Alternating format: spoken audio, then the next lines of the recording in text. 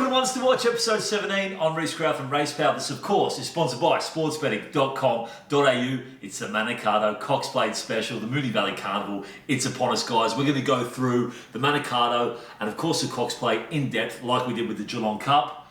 No more dilly-dallying. Let's get into it. All right, let's get into the $1 million 1,200 metre sprint around Moonee Valley at night. Doesn't get any better. It's the Manikato. Guys, there is speed on here. Merrill will punch forward through from the forward draw there. Ashlaw, Fartner, Vital Silver and Anahid all come across from the wide draw and they will all hunt the lead. Guys, this race sets up so well for the Bostonian, Bivouac, of course, and Loving Gabby. But it also really does bring in horses like Winter Bride and Trope from the back with the amount of speed on here. All those horses from the wide draws do want to punch across and put themselves directly on the speed. Winter Bride and Trope will be happy to concede the lead and hang back as they do. Trope can absolutely run the number required to win here, as can Winter Bride. But the three that are absolutely most advantaged by this tempo and race shape and that speed coming across from the wide draw is going to be the Bostonian, Bivouac and Loving Gabby. All right, so the three runners that are most advantaged by this tempo and race shape, of course, are the ones you're going to see kind of camping off pace there in midfield. It's, of course, Bivouac, the Bostonian, and Loving Gabby. And obviously, Winter Bride and Trope in the back here aren't without hope either. There is just going to be so much pace on. And these runners here are really going to be the beneficiaries of so much pace on. All right, so now you've got our race shape and tempo. Let's get into the ratings and understand who can actually run the number required to win this event. All right, guys, we have got our Manikato market here. Like we did before, you'll just see the overlays here highlighted in green. All right, guys, so if you look here, Bivouac is clearly on top for us. We've rated Bivouac about the $2.40 mark. The market currently finds him at $1.80, so those odds are poison. However, I can understand why the money has come for Bivouac so significantly. He is the quality horse in the race and does seem to have, untold scope to come out and just blow him away here. The other one, of course, is Loving Gabby, who is absolutely going to be the beneficiary of the amount of speed that's on. We saw Loving Gabby first up, this preparation at the Valley, blow him away, coming right to the outside of the track and having that classic Moonee Valley swoop around them and just running over the top of them. And Loving Gabby can absolutely do that again on Friday night. We currently rate Loving Gabby $5.74, so it's about $1.50 play as it stands right now. The other one that we found as an overlay is Anahid. Now, Anahid drawing the car park, effectively barrier 11, is going to have to punch out and just inject all the tempo into the race. Look, and Anahid can absolutely make every single post a winner here. Let's make no bones about it. However, just with the other pace in the race, it's probably going to soften Anahid up a little bit, which obviously then does advantage Bivouac, the Bostonian, and Loving Gabby, as we just spoke about. The other one that we believe can run a race at really cheeky odds is Winter Bride. Now, we've rated $31, so about 3% to be winning.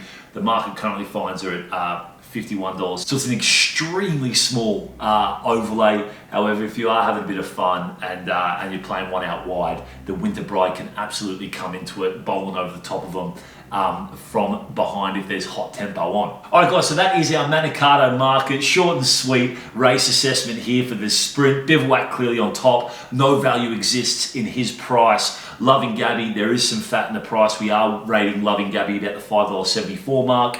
A little bit of fat left in the Anahid price there as well. And look, the Bostonian is our fourth pick in the market. And if the Bostonian can run similar numbers to what it ran in the Winter Carnival up in Brisbane, then it can be coming out. And I might be able to adjust that number and find them a little bit shorter. But again, the $6.50 for the Bostonian, there doesn't seem to be a lot of value in that price as it stands right now. All right, let's get into the Cox Plate. All right, guys, straight into the Cox Plate. Obviously, the $5 million race over the 1.25 miles around Moonee Valley, race 9 on Saturday. What a fantastic spectacle. This is our map here, and it's a real tricky one to try and understand because this race is entirely devoid of any real natural leader. We think that the Japanese horse, Les Grayso, will punch across and take up the lead. Magic Wand, high probability to push forward.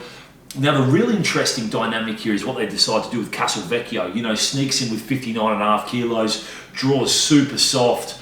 Will they ride Castle Vecchio on pace? We are definitely hoping that they do, because if they do decide to race Castle Vecchio on pace, It's just going to be so advantaged by this race shape, the lightweight, and by the way, can absolutely run the number required to win.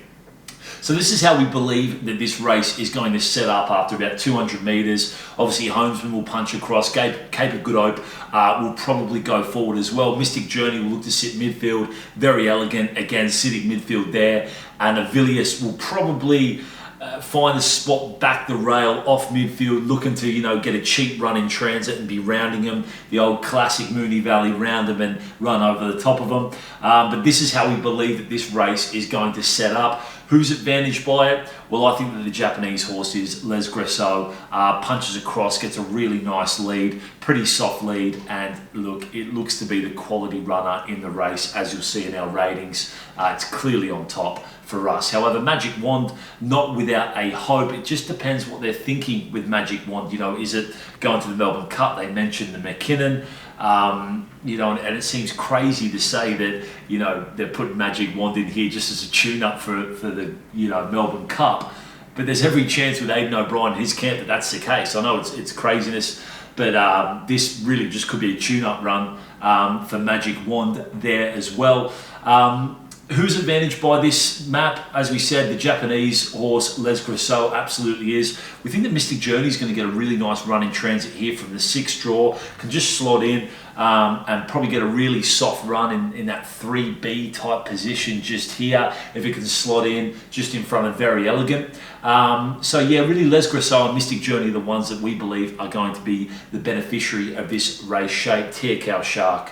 It must be a heartbreaker for Jamie Edwards. Drawn the car park, he's going to have to go back and be ridden stone cold for luck, and there's not a lot of pace on, so it doesn't really bring him into the race at all. All right, now that you've seen our tentative map of how this may play out, and obviously we evolve these maps on race day, as we see the patterns emerging, as we get new intel and we can understand tactics.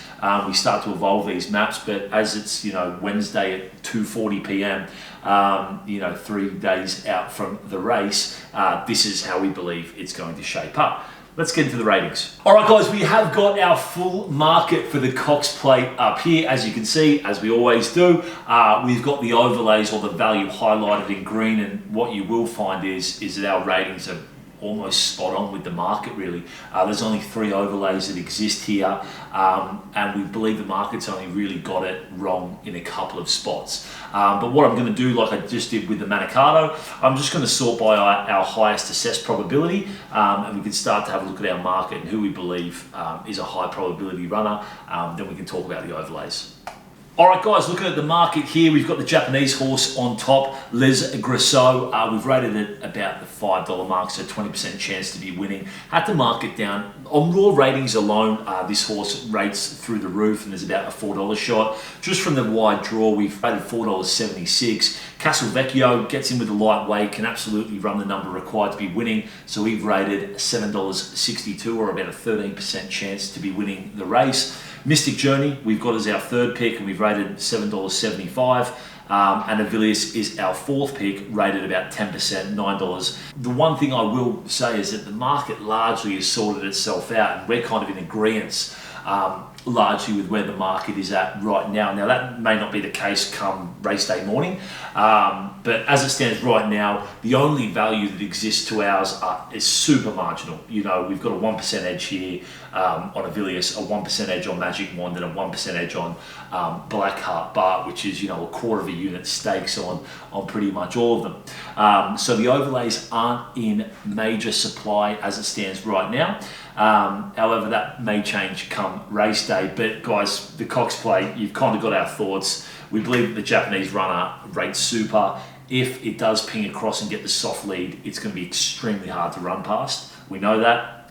Magic Wand, we don't really know what Magic Wand is going to turn up. It's for sure not Magic Wand's grand final, which sounds crazy to say that a Cox Plate isn't a grand final for a runner, but we know the Aidan O'Brien camp can be very shrewd, and obviously we believe that the Melbourne Cup is Magic Wand's grand final.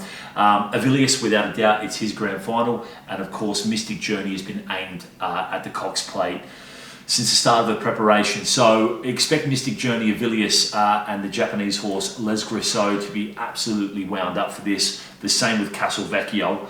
And really that kind of makes up our market and where we believe the highest probability runners will be.